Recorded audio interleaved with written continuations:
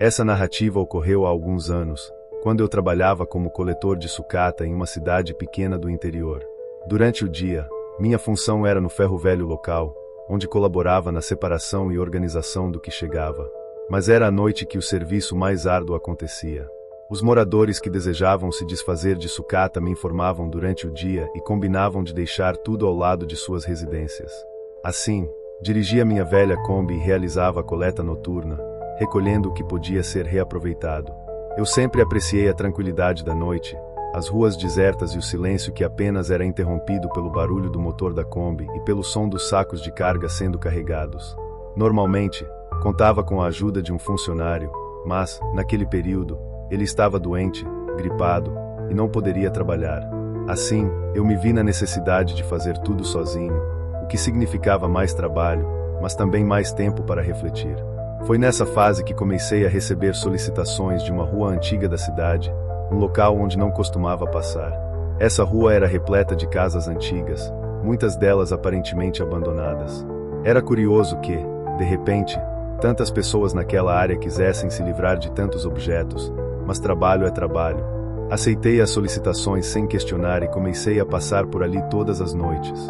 Nas primeiras noites em que visitei essa rua, tudo parecia normal, embora o lugar tivesse um ar sombrio. As casas eram antigas, com janelas empoeiradas e paredes que pareciam prestes a desmoronar. O que realmente chamava minha atenção, no entanto, eram os sacos de lixo que sempre surgiam ao lado das pilhas de sucata que eu ia buscar. Esses sacos eram diferentes, maiores e mais pesados do que os comuns, e estavam sempre ali, como se alguém soubesse que eu passaria e os deixasse intencionalmente. Por curiosidade, em uma noite, decidi abrir um desses sacos.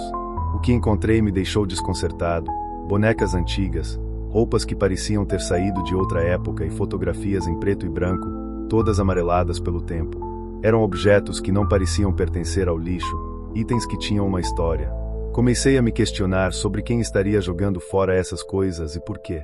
E mais, porque sempre apareciam junto da sucata que eu coletava. Com o tempo, os itens dentro dos sacos de lixo foram se tornando cada vez mais estranhos, como se cada nova coleta me aproximasse de algo que eu não deveria desvendar.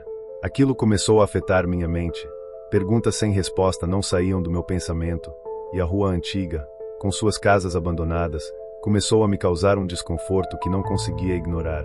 Com o passar dos dias, minha curiosidade sobre os itens que encontrava naquela rua aumentou. Não conseguia tirar da cabeça aquelas bonecas antigas, as roupas de época e as fotografias em preto e branco. Era como se cada objeto contasse uma história que ninguém queria ouvir. A cada noite que passava ali, me sentia mais intrigado, ao mesmo tempo, inquieto. Comecei a prestar mais atenção na rua e nas casas. Parecia que ninguém residia ali há anos. As fachadas estavam desgastadas, algumas janelas quebradas, e os jardins, se é que podiam ser chamados assim, estavam tomados pelo mato. Não compreendia quem poderia estar deixando aquelas coisas para trás e por que justo naquele lugar. A cada nova coleta, a sensação de que algo estava errado apenas aumentava. Eu sabia que deveria apenas fazer meu trabalho e ir embora, mas não conseguia evitar. Sempre que encontrava mais um desses sacos de lixo, me pegava pensando em quem ou o que poderia estar por trás disso. E, apesar do medo, a curiosidade começou a dominar minha mente. Numa noite em particular, minha curiosidade finalmente venceu o medo. Depois de carregar a sucata na Kombi, vi mais um daqueles sacos de lixo, maior e mais pesado do que o normal. Meu coração disparou, mas eu sabia que precisava descobrir o que estava acontecendo. Parei a Kombi, olhei ao redor para me certificar de que estava sozinho e me aproximei do saco. Quando abri, tomei um susto. Lá dentro, entre os itens estranhos de sempre, havia algo diferente, um livro velho, com as páginas amareladas e a capa desgastada. Mas o que realmente me deixou aterrorizado foi o que estava escrito na capa. Meu nome em letras grandes e desbotadas, seguido por uma data, o dia seguinte. Por um momento, fiquei paralisado, sem saber o que fazer. O medo tomou conta de mim de uma maneira que eu jamais havia sentido antes. Como aquilo era possível? Quem faria uma coisa dessas? E, mais importante, por quê? A data no livro era a mesma da noite seguinte, e a ideia de que algo terrível poderia acontecer não saía da minha cabeça. Larguei o livro de volta no saco, fechei-o e corri para a Kombi. Não sabia o que pensar, mas uma coisa era clara: algo muito errado estava acontecendo naquela rua, e agora parecia que estava diretamente ligado a mim. No dia seguinte, fui trabalhar no ferro velho como sempre, mas minha mente estava em outro lugar. Não conseguia parar de pensar no livro que encontrei na noite anterior, com meu nome na capa e aquela data fatídica. Era como se a descoberta tivesse despertado algo dentro de mim, algo que eu não conseguia afastar. Cada ruído, cada sombra que se movia, me fazia pular. Estava apavorado no ferro velho. Enquanto separava e organizava as peças, meus colegas perceberam que eu não estava bem. Perguntaram se eu estava doente ou se algo havia acontecido, mas eu não sabia como explicar. Como dizer o que tinha descoberto? Quem acreditaria em uma história dessas? Então, apenas balancei a cabeça e disse que era cansaço, que eu estava lidando com o trabalho sozinho enquanto meu ajudante estava doente. O medo estava me consumindo por dentro. Durante o dia, tentei me distrair com o trabalho, mas tudo o que fazia me lembrava da rua, dos sacos de lixo e daquele livro. Quando a noite começou a cair, a tensão aumentou. Eu sabia que teria que voltar lá para fazer a coleta, mas a ideia daquela data no livro me deixava em pânico. Ao cair da noite, quando peguei a Kombi para começar a ronda, minhas mãos estavam suadas no volante. A Kombi, que sempre foi minha companheira de tantas noites, agora parecia um caixão sobre rodas, me levando para um destino do qual eu queria fugir. Mas eu não tinha escolha, o trabalho precisava ser feito. Quando cheguei na rua antiga, meu coração quase parou. Eu sabia que algo estava prestes a ocorrer, mas não tinha ideia do que poderia ser. E o pior de tudo era que, apesar de todo o meu medo, eu estava sozinho. Não havia ninguém para compartilhar o fardo daquele terror crescente dentro de mim. A sensação de mal-estar era tão forte que quase decidi dar meia volta, mas a responsabilidade me impediu. Mesmo com todo o medo, eu tinha um trabalho a realizar. Desci da Kombi, olhei ao redor e comecei a carregar a sucata que estava à espera, tentando ignorar a escuridão que parecia me cercar. Foi então que ouvi algo que me fez congelar, um som baixo, como se alguém estivesse sussurrando meu nome. Olhei em volta, mas não vi nada. O som parecia vir de todos os lados, mas a rua estava completamente deserta. Meu coração batia tão rápido que eu podia sentir o sangue pulsando nos ouvidos. Decidi que era hora de terminar o trabalho o mais rápido possível e sair dali. Joguei o último pedaço de sucata na caçamba e estava prestes a entrar na Kombi quando percebi algo estranho. A porta da Kombi, que eu tinha certeza de ter fechado, estava entreaberta. O medo que estava sentindo virou pânico. Com a mão trêmula, segurei a porta e olhei dentro. Havia ali dentro, sobre o banco do passageiro, o livro que eu tinha encontrado na noite anterior. Eu havia deixado o livro naquele saco de lixo, não o havia levado comigo, e agora ele estava ali, aberto, com a página virada para a data que coincidida com aquela noite. Mas o mais aterrorizante foi o que vi embaixo do livro, uma foto antiga em preto e branco, mostrando um homem ao lado de uma Kombi, um homem que parecia exatamente comigo. Não consegui respirar direito. Não podia ser real. Como aquilo tinha ido parar ali? Peguei a foto com as mãos trêmulas.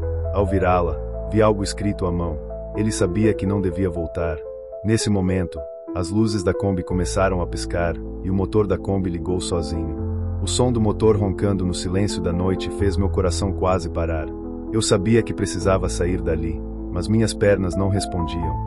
Foi quando o motor desligou abruptamente e tudo ficou em silêncio novamente, só o som do meu coração batendo descontroladamente. Decidi que não havia mais o que fazer ali. Larguei a foto e o livro no banco, fechei a porta da Kombi com força e saí de lá o mais rápido que pude. Aquela rua, aquela noite, eu sabia que jamais esqueceria. Depois daquela noite, minha vida mudou. No dia seguinte, fui direto ao dono do ferro velho e pedi para ser transferido para outra rota. Contei a ele que estava com problemas de saúde, que o trabalho noturno não estava me fazendo bem, mas não disse uma palavra sobre o que realmente havia ocorrido. Quem acreditaria? E, sinceramente, eu preferia esquecer. Passei dias tentando tirar aquela imagem da minha cabeça, o livro com meu nome, a data, a foto antiga de um homem que parecia exatamente comigo. Mesmo durante o dia, enquanto trabalhava no ferro velho, não conseguia afastar a sensação de que algo estava me observando, que algo tinha ficado naquela rua, esperando que eu voltasse. Mas eu nunca mais voltei. Evitei aquela parte da cidade completamente. Quando alguém mencionava aquela rua, eu mudava de assunto, fingindo que não era nada. Mas no fundo, sabia que tinha visto algo que nunca deveria ter sido encontrado, algo que estava ligado a mim de uma forma que eu nunca entenderia. Anos se passaram e a lembrança daquela noite ainda me assombra. Mas o que mais me apavora é que, de vez em quando, em noites silenciosas, eu ainda ouço aquele sussurro, um som baixo, distante, como se alguém estivesse tentando me chamar de volta. Mas eu nunca vou voltar. Agora trabalho como frentista em um posto de gasolina 24 horas, na beira de uma estrada no interior de São Paulo. Durante a noite, o movimento é bem tranquilo, com poucos carros passando. É nesse silêncio que comecei a notar algo esquisito. Por volta das 3 da manhã, surgiu um carro que eu nunca tinha visto por ali. Era um Opala preto, daqueles antigos, com a pintura meio fosca e os vidros tão escuros que não dava para ver nada lá dentro. O motorista não saiu do carro, como a maioria faz. Ele apenas abriu uma fresta da janela. Quando terminei de abastecer, estendeu a mão e me entregou o dinheiro certinho, sem falar nada. Depois, saiu dirigindo devagar. O que me deixou intrigado foi o abastecimento. Quando comecei a encher, percebi que o combustível entrava mais devagar do que o normal, como se o tanque estivesse enchendo, mas de uma forma diferente do que eu estava acostumado. Isso ficou na minha cabeça, algo não parecia certo, mas naquela primeira vez acabei deixando passar, pensando que poderia ser apenas uma impressão. Alguns dias depois, o mesmo carro apareceu novamente. E foi aí que comecei a perceber um padrão. Sempre, uma vez por semana, lá pelas 3 da manhã, o Opala preto surgia na entrada do posto. Eu já sabia o que esperar. O carro parava na bomba e eu começava a abastecer. O tanque continuava enchendo mais devagar do que o normal, o que me deixava intrigado. Quando terminava, o motorista abria uma fresta da janela e me entregava o dinheiro, sempre sem pronunciar uma palavra. Aquele ritual começou a me deixar desconfiado. Não era só a questão do abastecimento lento, era o silêncio, a maneira como o motorista nunca mostrava o rosto, como se quisesse se manter oculto. O carro seguia seu caminho, mas eu ficava ali, pensativo sobre o que poderia estar acontecendo. Algo não parecia certo, e a curiosidade começou a crescer, junto com uma sensação estranha, como se algo estivesse muito errado naquela situação. Após algumas semanas nessa rotina, minha curiosidade estava me corroendo por dentro. Não conseguia parar de pensar naquele Opala preto, no motorista misterioso e no tanque que parecia nunca encher direito. Decidi que precisava descobrir o que estava acontecendo. Na próxima vez que o carro aparecesse, eu tentaria ver algo além daquela fresta de janela. E foi o que fiz. Na noite em que ele apareceu de novo, já lá pelas 3 da manhã, fiquei de olho. Assim que ele parou na bomba, me aproximei com a mangueira. Mas, ao invés de apenas abastecer como sempre, tentei puxar conversa. Boa noite, tudo certo? Perguntei, esperando que ele dissesse algo, mas nada. Só o silêncio e a mão que saía pela fresta da janela, esticada, esperando que eu terminasse de abastecer. Já estava começando a ficar ansioso quando terminei de encher o tanque. Me aproximei um pouco mais da janela, tentando espiar lá dentro, mas não conseguia ver nada. Os vidros eram escuros demais, como se tivessem sido feitos para esconder o que estava lá dentro. Ele me entregou o dinheiro e saiu devagar, do mesmo jeito de sempre. Aquilo só fez aumentar minha desconfiança. Não tinha como ser normal. Alguma coisa estava errada com aquele carro, e eu não sabia o que era. Trabalhando em um posto de gasolina na beira de uma estrada deserta, conheci muitos motoristas que paravam por ali, especialmente os policiais rodoviários federais.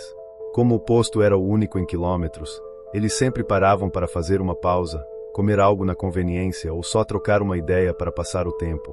Foi em um desses encontros que decidi perguntar sobre o Opala preto. Estava começando a me sentir paranoico com a situação e precisava de uma segunda opinião. Naquela noite, quando um dos policiais que sempre parava ali entrou na conveniência, puxei assunto. Ele se chamava Almeida, era um cara experiente, já rodava por aquelas estradas há anos.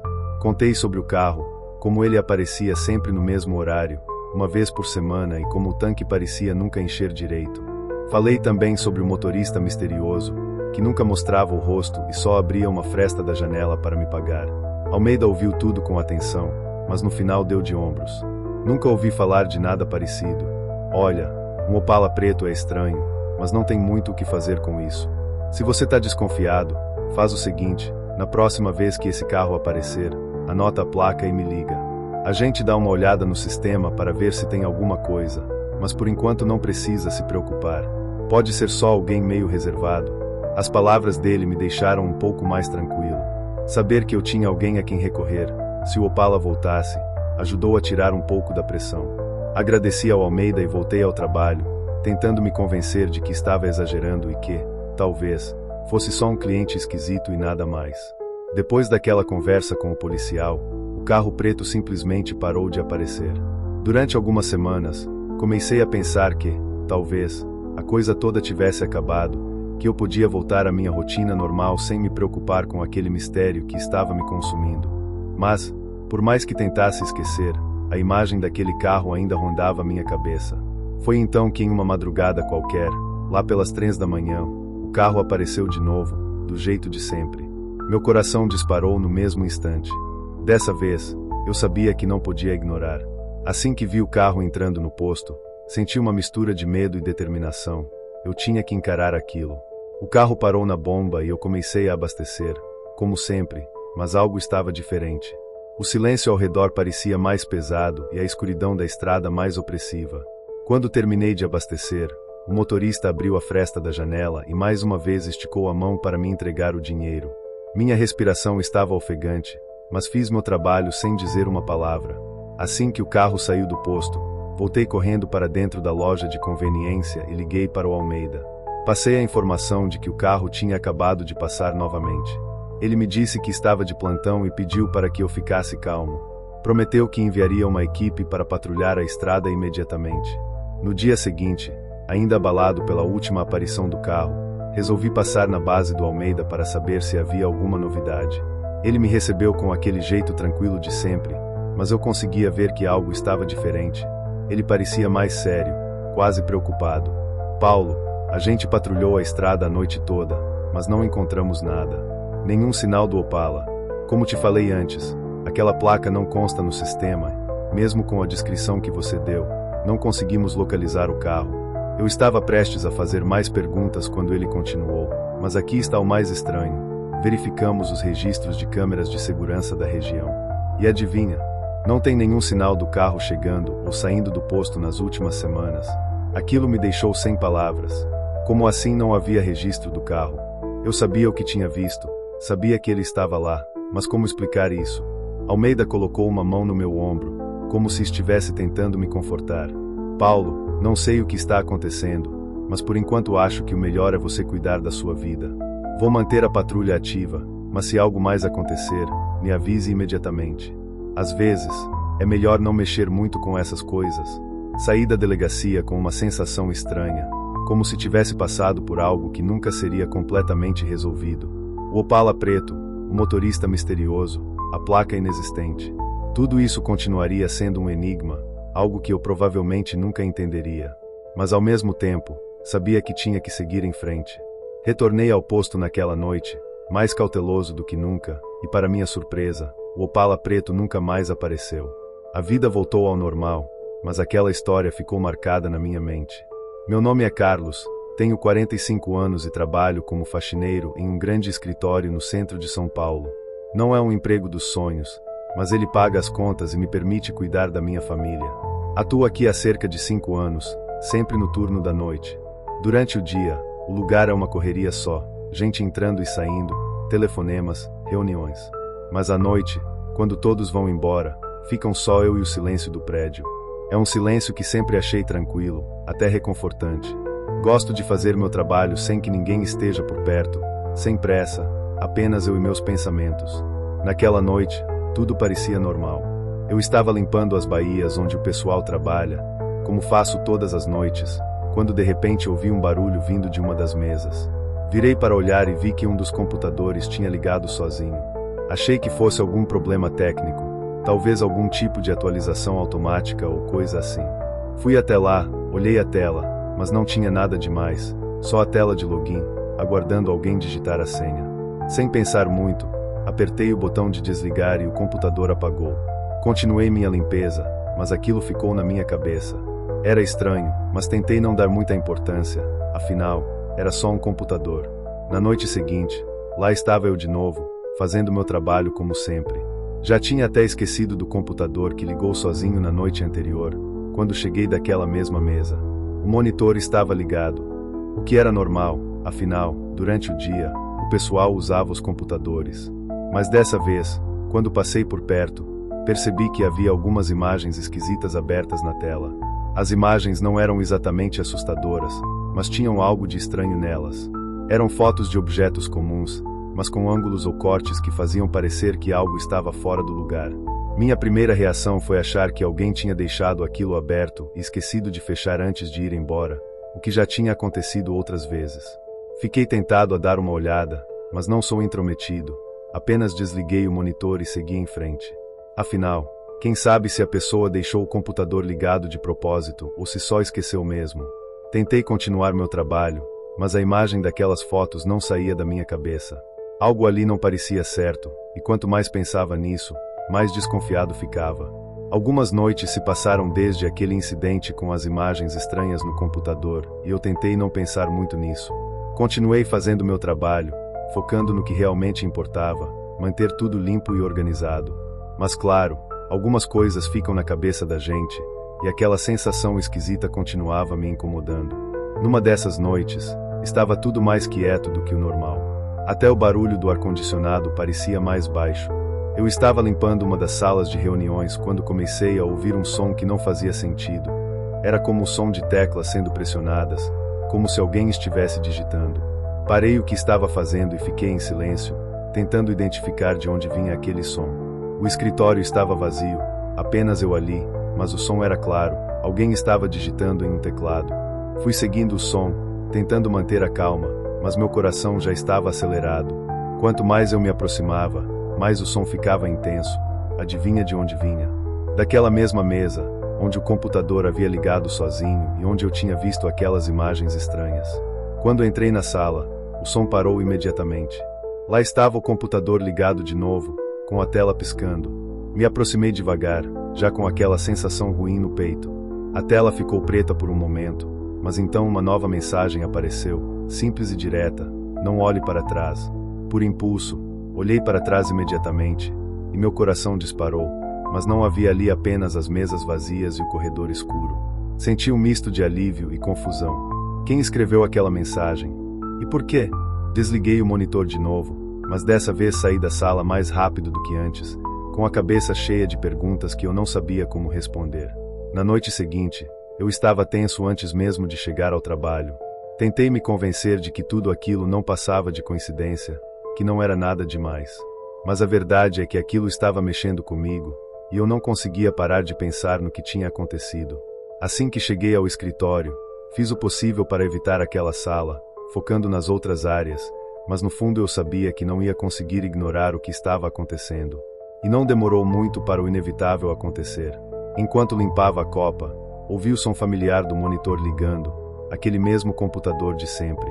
Caminhei devagar até lá, sentindo cada passo mais pesado do que o anterior.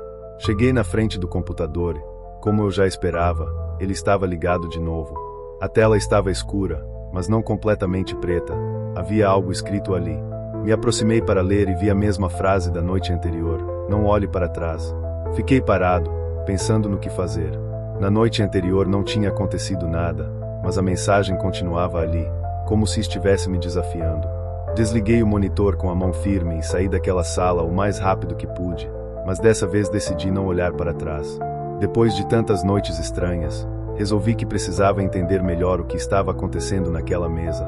As mensagens, as imagens, tudo aquilo estava mexendo comigo e eu não conseguia mais ignorar. Então, num dia qualquer, cheguei ao trabalho bem mais cedo do que de costume. Minha intenção era conversar com um dos funcionários que trabalhavam durante o dia, alguém que pudesse me dar uma ideia de quem usava aquele computador. Encontrei o João, um colega da equipe de manutenção que sempre estava por ali durante o dia. Ele era gente boa, sempre pronto a ajudar. Depois de um pouco de conversa fiada, perguntei casualmente quem costumava trabalhar naquela mesa específica onde o computador parecia ter vida própria. Ele olhou para mim com uma expressão estranha e respondeu: aquela mesa era do Marcos, mas ele não aparece aqui faz uma semana. Ninguém sabe o que aconteceu com ele. O pessoal até tentou ligar, mas não conseguiram contato. Tá todo mundo meio preocupado, mas até agora nada. Aquela resposta me deixou gelado. Uma semana, o mesmo tempo em que as coisas estranhas começaram a acontecer comigo. Fiquei pensando no que poderia ter acontecido com o tal Marcos, mas, por mais que eu tentasse, não conseguia ligar os pontos. A única coisa que eu sabia era que a coincidência era grande demais para ser ignorada. Despedi-me do João, mas minha cabeça estava a mil. Será que as mensagens no computador tinham algo a ver com o desaparecimento de Marcos? E se sim, o que eu deveria fazer? Essas perguntas me acompanharam pelo resto do dia, mas eu sabia que não tinha como encontrar respostas sozinho. Naquela mesma noite, voltei ao trabalho com um sentimento de inquietação que não conseguia afastar. Tudo o que João tinha me contado mais cedo estava martelando na minha cabeça. Decidi continuar com minha rotina, mas já estava preparado para qualquer coisa que pudesse acontecer. Estava limpando as baías quando ouvi o familiar clique do monitor ligando. O mesmo computador de sempre.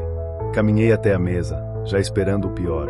Quando olhei para a tela, estava cheia de imagens que não faziam sentido. Eram figuras borradas, distorcidas, que eu não conseguia identificar. Aquilo só aumentou minha atenção. De repente, as imagens desapareceram e uma nova mensagem apareceu. Mas dessa vez era diferente. Era uma ameaça clara. Saia daqui antes que seja tarde. Meu coração disparou. Não era mais só uma sensação esquisita ou um susto. Agora era uma ameaça direta. Desliguei o monitor rapidamente, tentando manter a calma. Não sabia o que pensar. Estava prestes a me virar e sair quando de repente vi algo pelo canto do olho. Lá estava ela, a figura de sombra parada no corredor, me encarando. Fiquei parado, tentando entender o que estava vendo, mas antes que pudesse reagir, a sombra desapareceu, sumindo no ar como se nunca tivesse ali. Aquilo foi a gota d'água. Peguei minhas coisas e saí do escritório o mais rápido que pude. Saí de lá com a decisão firme de que não voltaria mais para aquele lugar, de jeito nenhum. No dia seguinte, ainda abalado com tudo o que tinha acontecido, resolvi que a primeira coisa a fazer seria falar com minha empresa. Minha empresa é terceirizada, a gente faz a limpeza e manutenção para várias outras empresas na cidade, incluindo aquele escritório. Cheguei lá durante o expediente e esperei para falar com o supervisor. Expliquei que estava com problemas no turno noturno e que precisava de uma mudança urgente. Pedi para ser transferido para outro local ou, pelo menos, para outro turno, onde eu não precisasse voltar para aquele escritório. O supervisor não parecia muito convencido no começo, mas insisti. Contei que as coisas estavam estranhas lá e que eu realmente não estava me sentindo seguro. Ele acabou concordando em me transferir, mas deixou claro que as opções eram limitadas. Não me importava, qualquer coisa era melhor do que continuar naquele lugar.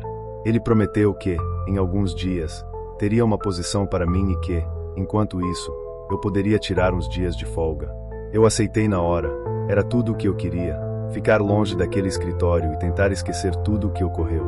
Algumas semanas depois de ser transferido para outro prédio, em um turno diurno, comecei a me sentir mais tranquilo, deixando para trás o que aconteceu no antigo escritório. Um dia, a empresa organizou uma reunião para todos os funcionários terceirizados, um daqueles encontros de rotina para discutir as metas e atualizações do trabalho. Quando cheguei à reunião, reencontrei o João, aquele colega com quem havia conversado sobre o funcionário desaparecido. Ele parecia mais sério do que de costume, e assim que nos cumprimentamos, ele foi direto ao ponto. Carlos, lembra do Marcos, aquele cara que trabalhava na mesa que você me perguntou? Então, descobriram o que aconteceu com ele. Foi bem esquisito, cara. A polícia achou o carro dele abandonado na beira de uma estrada, no meio do nada. O carro estava fechado, sem sinais de arrombamento, mas dentro, os documentos dele e o celular estavam intactos. Só que ninguém conseguiu encontrar o Marcos. Ele simplesmente sumiu, como se tivesse desaparecido. João fez uma pausa, observando minha reação, e continuou. O mais estranho é que os familiares dele também não conseguiram contato. Tentaram de tudo, ligaram, mandaram mensagens, até foram à polícia, mas nada. Nenhum rastro dele em lugar nenhum. A última vez que alguém o viu foi lá no escritório, no dia em que ele estava trabalhando normalmente. Depois disso, ele desapareceu. Aquela explicação me deixou desconfortável, mas não queria mais saber dos detalhes. Não importava se as coisas faziam sentido ou não, eu só queria seguir em frente. A história de Marcos, o que aconteceu naquele escritório, tudo isso já estava longe demais do meu alcance e eu preferia que ficasse assim. Então, mesmo com aquela inquietação ainda presente, fiz de tudo para não pensar mais no assunto. Terminei a conversa com João, me despedi. A partir daquele momento, decidi deixar tudo para lá. O que quer que tivesse acontecido, eu não queria mais saber. O importante era que eu tinha saído daquela situação e estava num lugar novo, longe de qualquer coisa que pudesse me lembrar do que passei. Se você gostou dos relatos, se inscreva no nosso canal e compartilhe esse vídeo. E também, se você tem algum relato ou conhece algum amigo que tenha, deixe nos comentários. Abraços!